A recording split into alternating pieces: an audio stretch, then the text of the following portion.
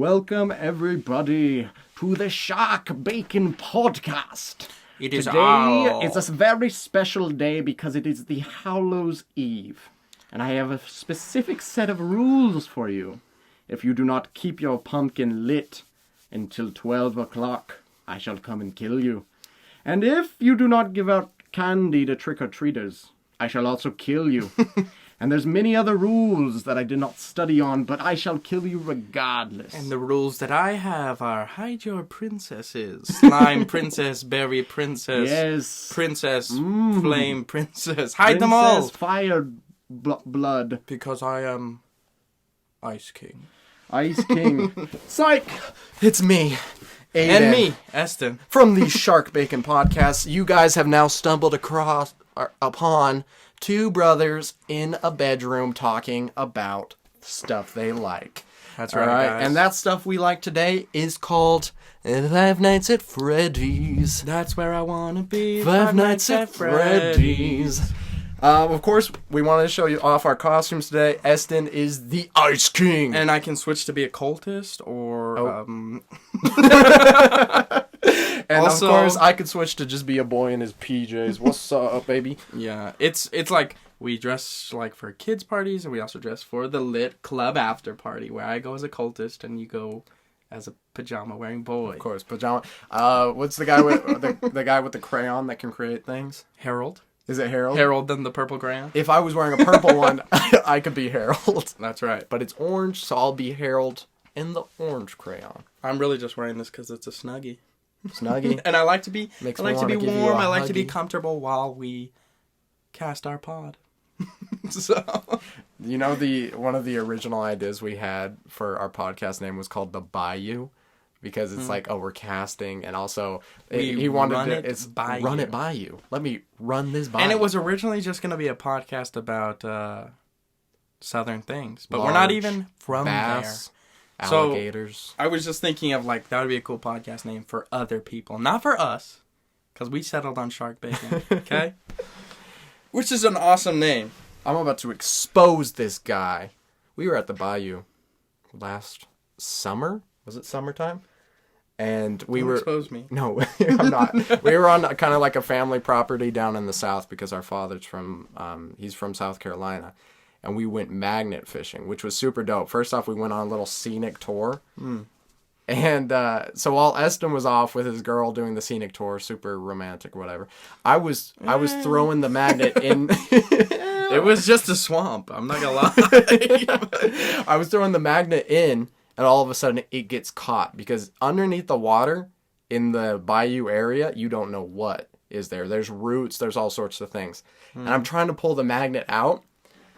And we're just pulling with all our might to get it out. And finally, we get it back. We have to go on the other side of the bayou to get it out. And Eston picks up the magnet after we've worked super hard to get out. He says, I'm going to cast this thing one more time. Because I wanted to find treasure. Woof! And he throws it into the lake and gets it stuck all over again, dude. That is actually... We wanted to throw him in the bayou. That is true. One. That happened. And thank you for the life lore. Now let me talk about lore of something else. Let's stay on topic here, okay? Let's talk about lore of something else. First of all, I got it back out. We didn't lose it. I almost was willing to sacrifice myself and dive in where the crocodiles were to get it. Because I'm that type of guy. I'm a good friend. And I'm a good person. Anyways, life lore to the side. FNAF lore front and center. And what does FNAF stand for? 5 Nights at Freddy's. That's right.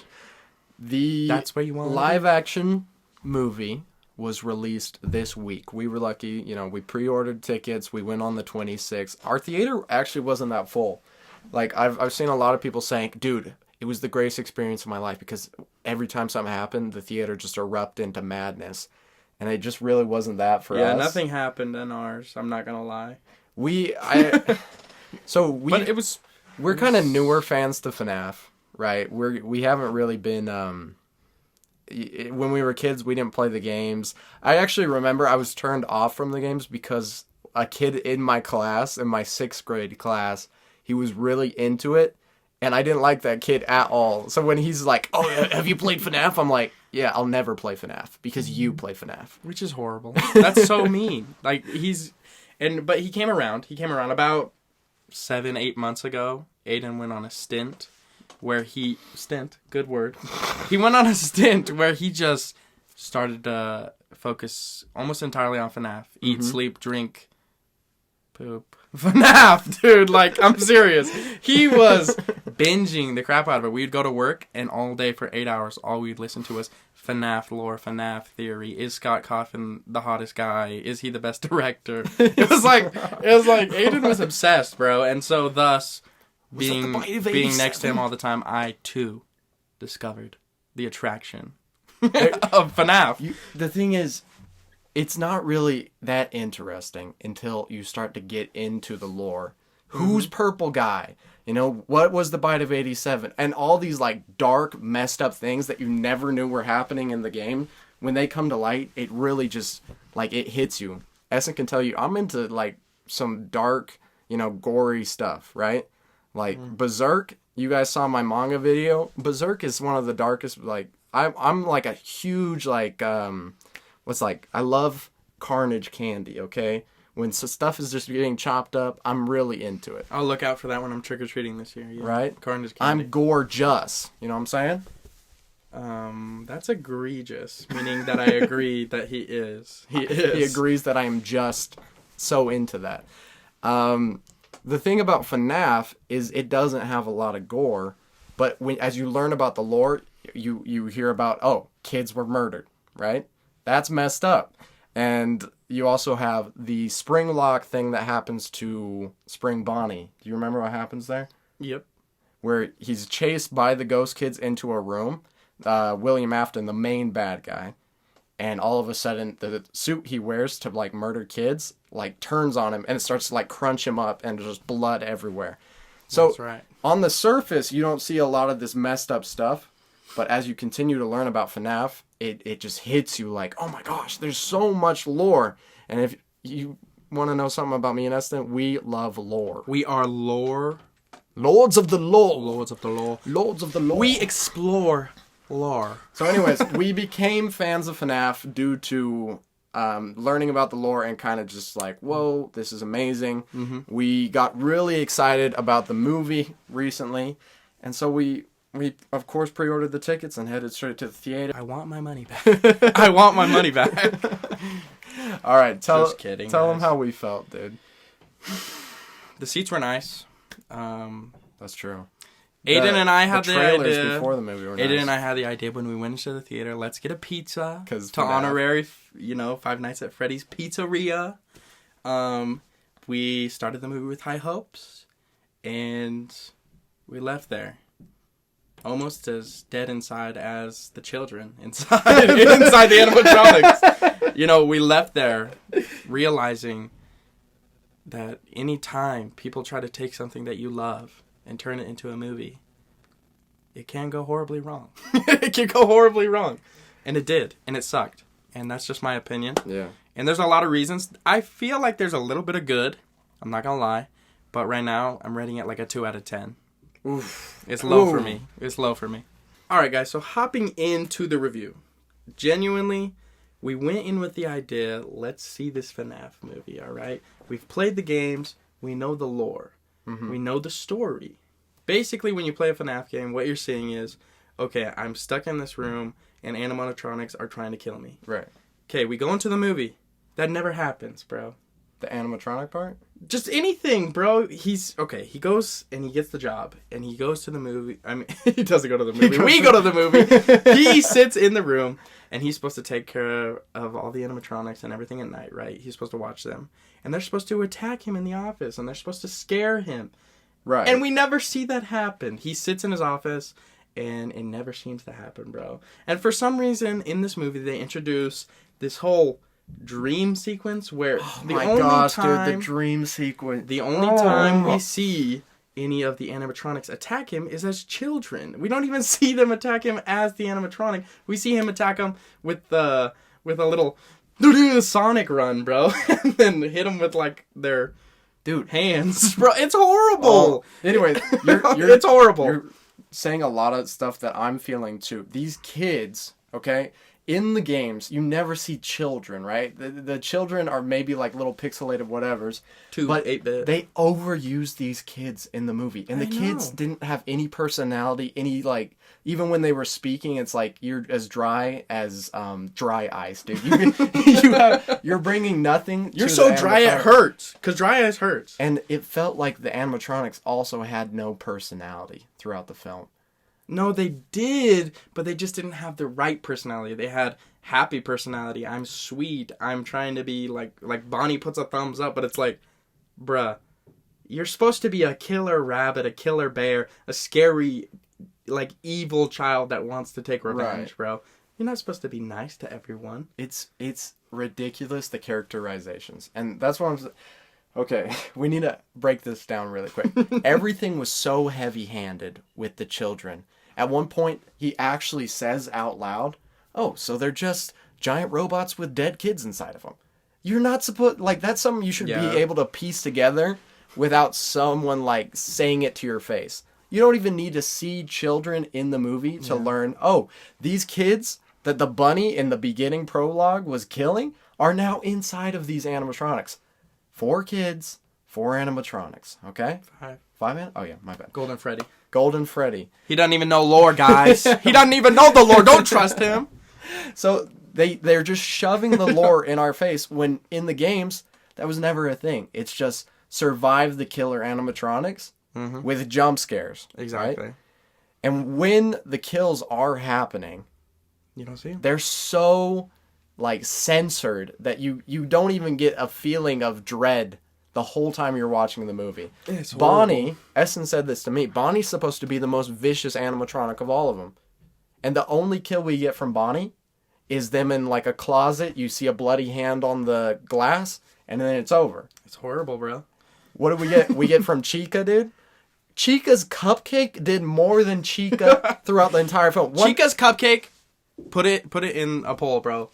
Goat of the franchise. It should have been Five Nights at Chica's Cupcake, dude. Who knew that Chica's Cupcake was going to be the hero of the story and take out the main villain, bro? Literally, who knew that? Chica bends over, puts her cupcake in a vent, and attacks the main character through that way. A guy opens the fridge, Chica's Cupcake attacks. Chica's Cupcake bites his leg. Chica's Cupcake is the only animatronic that genuinely did anything attack. It was not Five Nights at Freddy's. It was Five Nights at Pastries, bro. It was horrible. It was horrible. I hated that. I don't understand how you can take a game, right, that has a very creepy aesthetic and feel to it, and then provide none of that in the movie. Right, because the whole time you're playing, you're seeing this black and white, scary camera. The entire time it's just like, colorful lights. Let's build a play fort together. Yeah. Let's not do anything scary. When he's in the office. Terrible introduction to horror. When he's in the office, that's when everything's supposed to get really scary.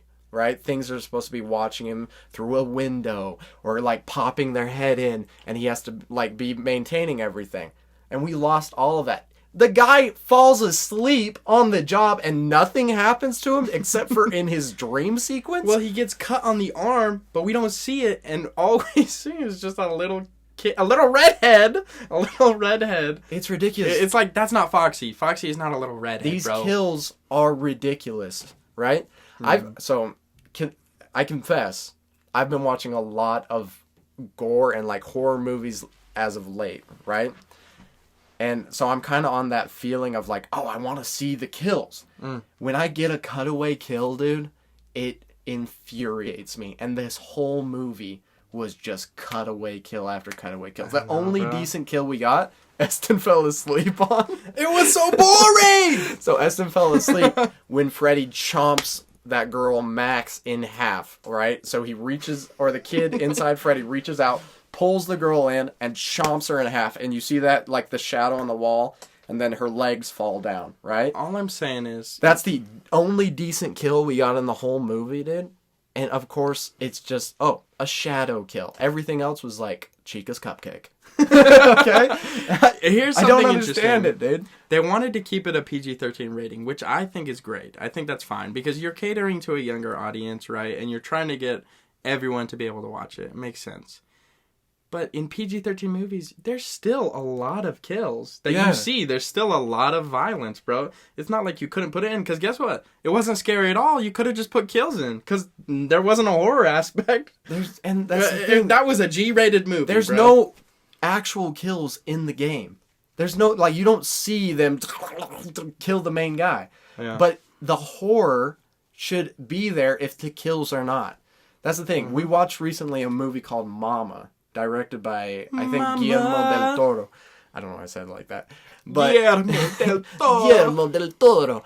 He directed Mama, I believe, and that thing scared me to death. I really didn't even want to go to sleep that night because he effectively used just one, like, scary-looking woman Entity to just, like, create these shots of, like, suspense and also, what's the word? Like when the ambiance of a room is thrilling. Ambiance, maybe? I have it written down. A setting? Dread. Oh, a sense of dread. It had no sense of dread. Like, Right. at any point, did you feel the dread of them walking into that building? No. When he gets to work, you're like, oh, just another day on the job. Yeah, and it's like, bro.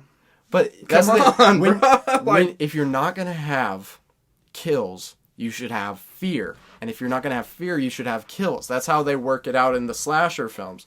Because you're obviously not going to be super scared of a slasher film after a while. Maybe the first movie you're scared. Mm-hmm. But after that, it's like the fear is gone and it just replaced with kills. You're there for the kills. Let's go.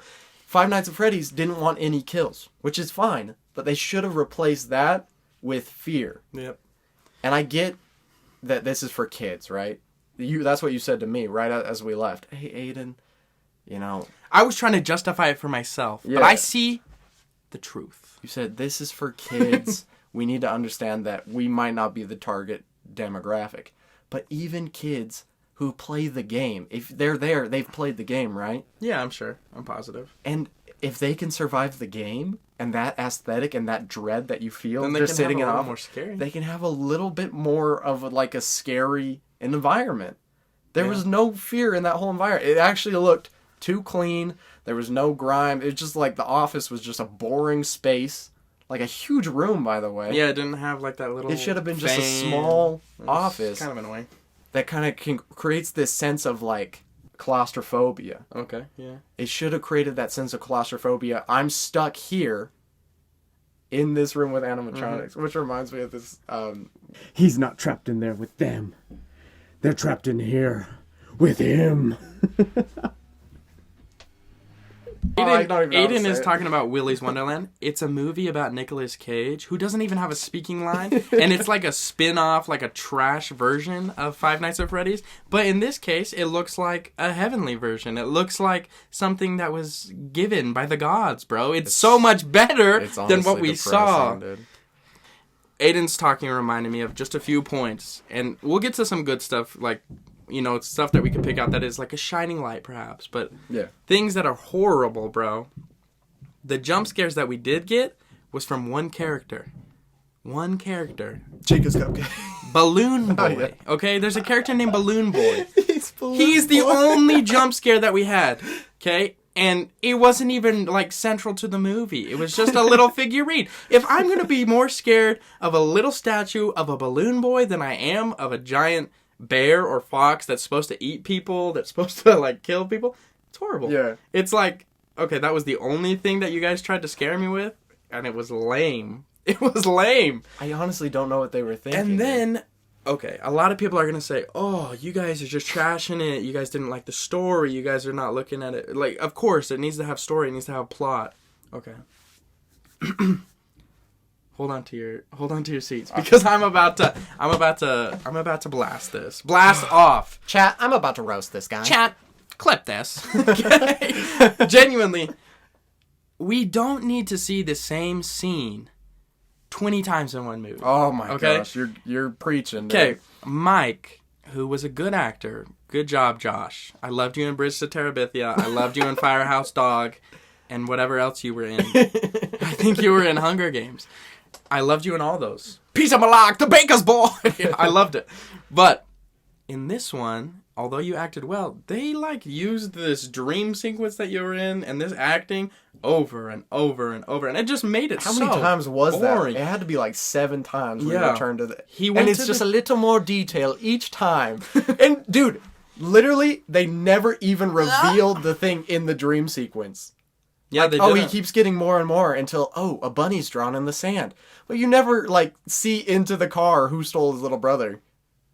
There was no way you're going to figure that out. The reveal came from a picture that Vanessa, who is the worst part of the plot, which is what I'm trying to get to. What the Vanessa is so bad. Her character, I'm sure she acted great. It's right? like she's the only police in that She's town. a fine actress, but first of all, she's a police officer. Why would she be doing anything that she's doing? As a police officer, why are you not going to work? Why are you sitting at Five Nights at Freddy's? Exactly. It's Why are you... You're on shift, you're on duty, and you're just hanging out building forts? Fired. You're fired. You're done. Second of all... Get a police cam on that girl, bro. Second of all, she hits... Okay, he's like, come with me to save my sister. She falls back like this. I don't know if I can. It's like, bro, you're a bad actress you're gonna come a little back, bit in that dude. situation. And then she's like, if you bring your sister here, I'm gonna kill you. I'm gonna shoot you. And it's like, this is so out of character. This is so wacky. This plot is just convoluted. It's great to put a backstory to it, obviously. There needs to be a little more, but how about we keep it with the lore? There's no Vanessa in the story until Sister Location, She was right? so unnecessary, dude. Vanessa served We don't need no purpose. Not even as the daughter of William Afton did she serve a purpose. There was nothing that needed to happen with her. Facts, bro. Genuinely. The daughter of William Afton should be Elizabeth. Is it Elizabeth? Elizabeth. Who gets... Go with that storyline, okay? So they introduced this thing in Nebraska. Okay, he keeps staring at a poster of Nebraska. I lived in Nebraska for 8 months. I don't know why he wants to go there. I don't know why he's trying to go there. How random is it? This guy, William Afton, has a whole pizzeria where he's kidnapping and killing kids. Yeah. And he's in the woods of Nebraska kidnapping a kid. Why not just do it in the pizzeria? I wonder if Five Nights at Freddy's is in Nebraska. I'm fine if that's true, but if the whole plot revolves around this guy dressed as a rabbit kidnapping kids, why do we keep going back to this scene of a guy in a car kidnapping a kid in the woods? And that's not the original That has nothing story. to do with that has nothing to do with the Freddy's Pizzeria. It has nothing. How are we going to make that connection? Mr. Wabbit is the guy kidnapping people in Nebraska woods. Wabbit. You can't pick that up. There's no clues to it. And so all of a sudden, Matthew Lillard, who was the best part of this movie, every line he delivered was perfect. I love Matthew Lillard. They actually had a little bit of ominous when he was like in the job, kind of introducing everything. Cool. Like, catch you on the flip side. He's very good. But he shows up and you're like, obviously it's you because the cast is so limited. Of course it's you. And also, bro, his presence is like so unjustified. It's so unjustified. Like, oh yeah, I guess he's the rabbit. But when he shows up, it's like, oh, that's awesome. And then he dies in 2.5 minutes. He shows up and I finally like sat on the edge of my seat. I saw him in the most beautiful spring Bonnie suit. Shout out Jim Henson. Oh, dude, they killed it with these animatronics, and that's why it kills me inside. He shows up, he's got a knife, which is totally cool, and he gets killed by, guess who, Weston? Chica's Cupcake. Cupcake! Yeah. What the heck, bro? Not before he stabs his daughter. And I can't with Chica's Cupcake. I thought, and we probably shouldn't get into this day. We could probably make another movie about things that we would change to make a better movie. But when he stabbed his daughter, I thought she was going into the circus baby suit, but she didn't, because they're not sticking to any lore, bro. They created their own lore here. They were too afraid to do anything that could be possibly mature throughout this film. The only thing we got was someone getting cut in half, which I guess is mature enough, but not for me, dude. I think they should have stuck the little girl in the suit, which wasn't even Circus Baby, by the way. I don't know. Someone told me it's not. It's actually a doll from the book called Silver Eyes. I don't know the specifics on it, but then I like that more because it wasn't actually accurate to this. So yeah, exactly. You know, we want real Circus Baby if you're gonna. But let me say this, okay?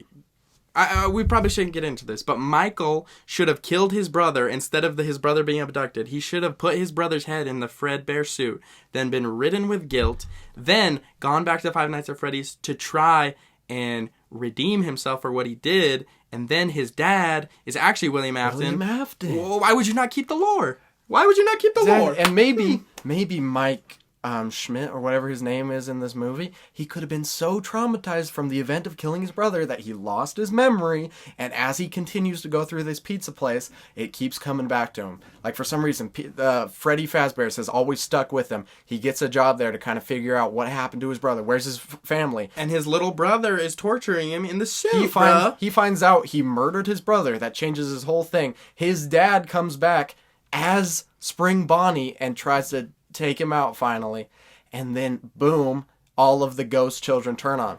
I think it was just so heavy-handed, like, oh, just so you know, I'm the daughter of William Afton. This is William Afton. This is Spring Bonnie. It's just like, you don't need to tell me everything. I can literally figure it out by myself. You're treating the audience like a bunch of kids. Genuinely. Because I guess that's what you wanted to candor to. Or was that a word for it? Cater to. Candor means honesty. You wanted to be honest about. But I'm divergent. But for real, guys, let's hop into some good things, right? There is some good things that happen in the movie.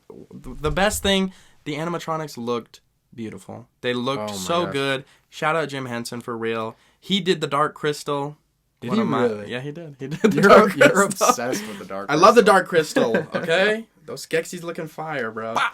They that's all look so funny to good. me that you like that. Because that's Shut so, up, like... bro. That's like, my beyond dark... nerdy, dude. That's my dark fantasy world. Yours is Berserk and mine is the Dark Crystal. The Dark Crystal is funny, dude. They got Mark Hamill in that to voice one. Only in Age of Resistance. Which was canceled. Yeah, I don't know why they didn't do a second season. Depressing. It actually made me super depressed. Yeah, I agree that the animatronics... So the animatronics were great. Everything. Josh Hutcherson, good actor. Little girl, actually, yeah, good actor. Everyone was good acting. The aunt... The aunt. What was that plot, Unnecesario, maybe? I like the idea of, Josh Hutcherson, Mike, he needs to get a job to keep his sister. But at what point was he even trying to keep his sister? What a jerk, dude. He gave her away. Guys, do you want your dead brother? You want to have dreams about your dead brother? Or do you want to keep your alive sister? Give her to animatronics. Josh, what are you doing, man? Why wasn't his brother's name Evan? Instead it was like Grayson. It was Garrett, I think. Garrett. Yeah. Garrett's a bad name. If anyone out there is named Garrett, it's just carrot with a G, man. What if our one listener is named Garrett and you just insulted them? Then why are you a carrot with the letter G? There's a guy... You know what I'm saying? We were watching a guy in the NBA yesterday. His name is Jackson. It's Jaxson. You just take out the... It's Jason with an X, dude. Jason X. That's what we're going to call him from Which here is on a great out, movie. Is Jason X. Oh, what else? Dude, Guys, for real, there's so much... It's so hard to think of good things. There's so much in my mind that's horrible. Where was Foxy running down the hall? Where was Freddy appearing in front of the... Where was Chica in the window? Where was anything? I need to address this even more. They made the animatronics kids, right? And very friendly, right? Why? The first time that we meet them, they're friendly. They're not mean. So they come out and she's being tickled by animatronics. When did the animatronics make this 180 turn from violent killers, killing everybody they saw with their cupcake, to, let's tickle this little girl because why? Okay? Why? Yeah, it's weird, man. Why did they make that decision? Maybe she's nice, and maybe they wanted to stuff her, which they did. Why? Right? So he comes in, they're tickling her. All of a sudden, they're giving all sorts of information about what happened to Garrett. Like, they know the guy personally. Oh, yeah, Garrett. He's a good friend of ours, blah, blah, blah. And I think William stole him. Let's tell the little girl everything about it, okay? Little girl's friends turn out they're not imaginary, they're true. And they're the ghosts, right? I love ketchup on everything. And so what is the first reaction when Josh Hutcherson sees all this? He's not freaked out. He's like, and Vanessa's like, oh, you figured it out. There's dead bodies in those animatronics. Yeah, dude, get your little sister out and don't come back. Crazy. Okay? Crazy. You're insane. No, but what does he do? He says, "Hey, can you talk to those killer animatronics for me real quick and get me some more information about my dead brother who's never coming back, but for some reason I'm obsessed with it?" It's horrible plot. There is plot, and we love plot. So what do they We do? love good story. We don't like bad They go story. back and they build a fort together. And at this is where you lost me completely. He's like, "Oh, I gotta go get some things from the maintenance room." Vanessa's like, "Oh, let me come with you." They leave the little girl with killer animatronics. That's how you know you've literally established no dread, no fear in your movie. If the main character is leaving their little sister with the killer animatronics, like, "Hey, watch her while I'm gone." That's ridiculous, dude. You should be running away from animatronics, not leaving literally the most vulnerable person with them. Do you know how crazy that is? Yeah, but there's dead kids in them. It's not as That's crazy. traumatizing. It's not as crazy as this. The resolution of the movie. Let's take out every animatronic by shooting them with a taser. Oh, dude. Let's instead of having them do anything or scare us, let's just eliminate them all. Okay, Foxy, let's go to the ball pit. Tase them on the stage. Oh, they're on the stage. Let's pour Everyone some water and tase gets them. tased. And it's like, the cupcake's coming after me on my leg? Tase it. It's like, it's stupid, bro. It's like, okay, so there's nothing else you could think of. No way you could get out of a situation. Everyone just, you take out every animatronic the same way, and none of them do anything but Springtrap. Exactly. At what point in the game could you do anything to defend yourself from the animatronics? Never. You could close the door and you could turn on the light. That's all you could do. But now, you come to work with a taser, you're fine. You're gonna survive all 5 nights as long as you have that taser. Do you see what I'm saying here, dude? Yeah, there's just a better story that could have been done, and it could have been catered to everyone, bro, because we can handle a little more than nothing. I think if we're going to see a scary movie, let's have something scary. Exactly. Let's have something a little scary. And they didn't promote it as something very terrifying. We could tell from the ads and stuff that it would be terrifying, but here's the thing about the promotion. Every animatronic scene was put into the ads, which is about maybe 20 minutes in total that we got of animatronics. The rest is expedition. Just resolution. Is it expedition? Exposition. Exposition. It's an expedition for exposition, dude. We're just getting exposition dumps over and over. Garrett this, Garrett that. Where's Garrett? Oh, I need to find my brother Garrett who died in blah, blah, blah. It's like, and then, You can tell that Aiden doesn't care about kidnapped children. Dude. And that's a bad thing. We did not even... People are saying, some people just don't appreciate a story. I didn't appreciate a story when I was playing the games. I love hearing about the lore, but I don't need a story-driven thing to appreciate. I just want fear. I want a guy trapped in Five Nights at Freddy's for 5 nights, doing everything he can to get out, while animatronics are just out and about, scaring the crap out of him. I don't need them to be killing anybody. I just need jump scares. I need scary dread and just an environment that just actually frightens me. The very beginning of the movie with the other security guard made more sense than the rest of the movie. And that was another cutaway kill, dude. If you start your movie with a cutaway kill, I'm not going to appreciate that movie, dude. You need to establish from the very beginning, because he's like, and we hear the cool humming of Foxy down the hall. This is your perfect moment to establish a jump scare, something that just absolutely grabs you from the very beginning. But it just cuts to him about to get his face grinded off, and it cuts away, dude. Hear me out. You know what would have been cooler? What? Just a bunch of little kids, a little blonde boy and a little red-haired boy, just touching him. It's cool. That's great. Little scratch. Rah! Honestly, I think at this point, a more interesting movie would have been about William Afton just creating the animatronics, starting up the Fazbear. A documentary would have been more interesting, bro. A documentary about the making of this movie would be more interesting than this. And this is another gripe I have. It's not Five Nights at Freddy's. What did Freddy do? in the film. We already said that. It's Five Nights at Chica's Cupcake. But if you're gonna... It's actually more like 11. Five Nights at Freddy's, Freddy should be your main animatronic doing stuff. It's more like 11 days at Freddy's, bro. It's like we see more in the daytime than we do at night. And it's horrible, bro. Freddy gets one good kill, right? He kills one person. But other than that, he had no characterization. Yeah. He had nothing like, oh, Freddy's finally off the stage. You know when Freddy leaves the stage, that's when you're screwed, dude. Because then the lights go out and you hear his little song, the march. And that's when you know you're dead, right? We never got any of that. I don't even think Freddy came to the security room. No, he didn't. No, the only Nobody person did. to ever look into the security room Was Foxy. Was the Cupcake, who came through the vent, and Foxy appeared behind him, gave him a little scratch on the arm. And we didn't see Just that. gave him a little scratch on the arm. Oh, Vanessa, hi. Are you bleeding? What did that to you? Foxy would have bit his head off, dude. Foxy would have killed him. That's not a good point. What What was Vanessa thinking? Oh, it looks like you have a cut on your arm. Are you sure?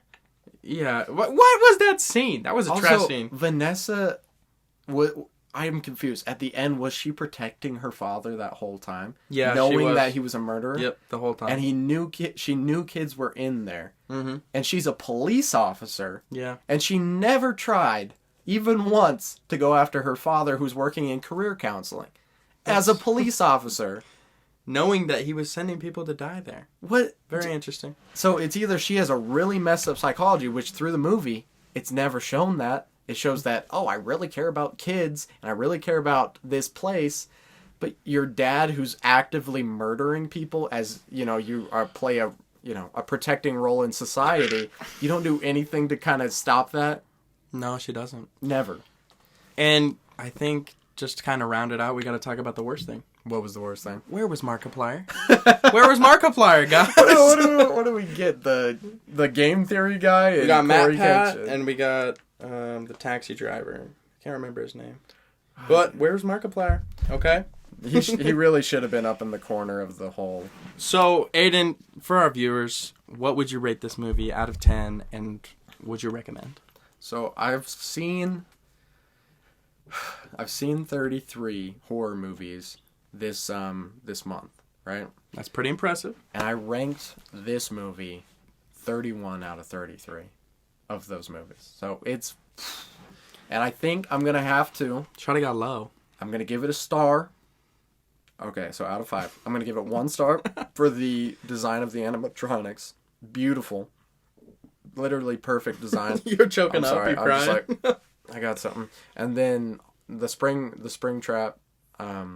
Scene. No, not the scene. That scene sucked. Matthew Lillard gets another star, and that's all I can give it. 2 stars out of 5, and that's my final. That's pretty good, bro. Yeah. I would have rather had a Firehouse Dog 2 with Josh Hutcherson than this, okay?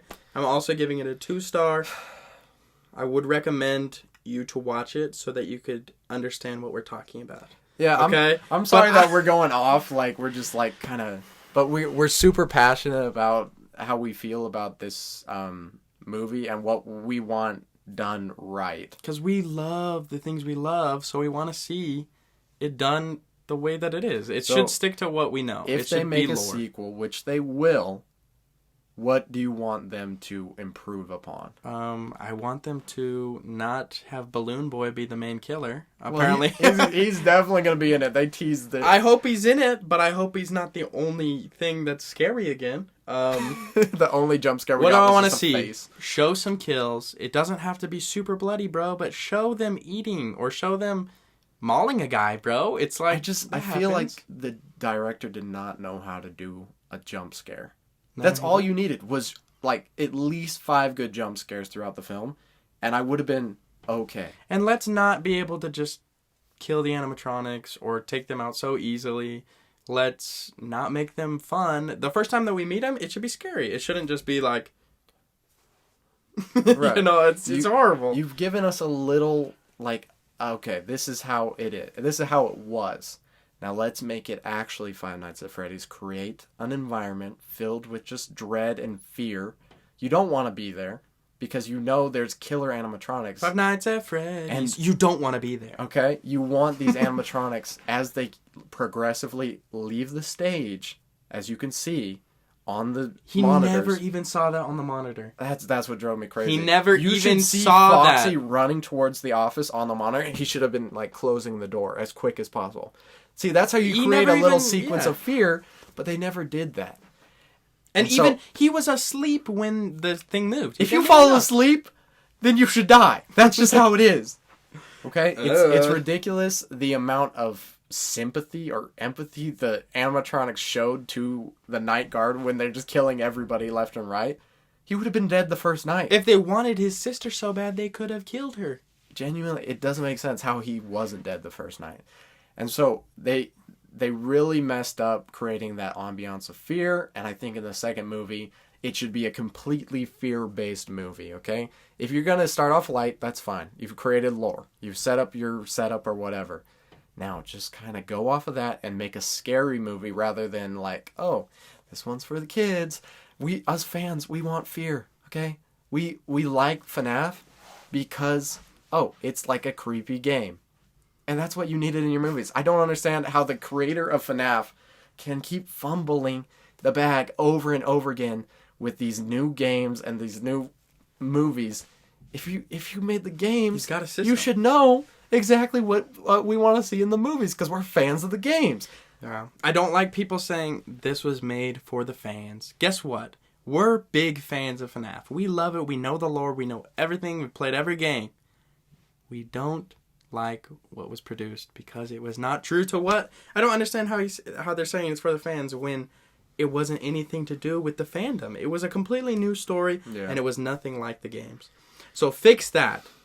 Look, I understand that we're coming at this with a lot of pessimism, but if you take time to think about just the production of this movie, they had so many materials. It just was not produced correctly. It wasn't directed correctly. They didn't utilize the animatronics in the right way to create that sense of fear, and I don't think this movie is any good at all. If you guys do want to debate that, though, we'd love to hear your thoughts. Just remember, we're right. No, we try to sway us. Literally, I want to see the good in this movie. Yeah. And if you agree, tell us that you agree. If you disagree, let us know because we would like to see some other opinions just so we can understand why people think this movie is good. Exactly. Just remember, we're not coming at you specifically or purposefully as a fan. We're coming at a movie that just did not do it for us in any way. And it's like not always common that we agree, but we like wholeheartedly agree. Seriously, I glanced over at Eston after the movie and we just both shook our heads. Like it was horrible, bro. I sat in boredom waiting for something to happen. And it sucked because I bought a ticket for our sister. She was super excited to see that movie and I felt bad for having invited her. Oh, sad. Anyways, guys, that is our podcast today. Thank you so much for watching. Sorry it was such a gloom fest. But hopefully you guys like us kind of going off and kind of talking about this. If you do like what we had to say, or if you want to hear more of our opinions in the future, because we do like stuff. Yeah, we may not have liked this one, but you should leave a like on this one. You should leave a like on the video. Remember to subscribe. If you watch all of this, you should subscribe, guys. Come on, like you sat through it. So, it really does help us a lot. And we're excited to grow our channel. So, thank you guys so much. Happy Halloween. Happy Halloween. Bye. 5 Nights.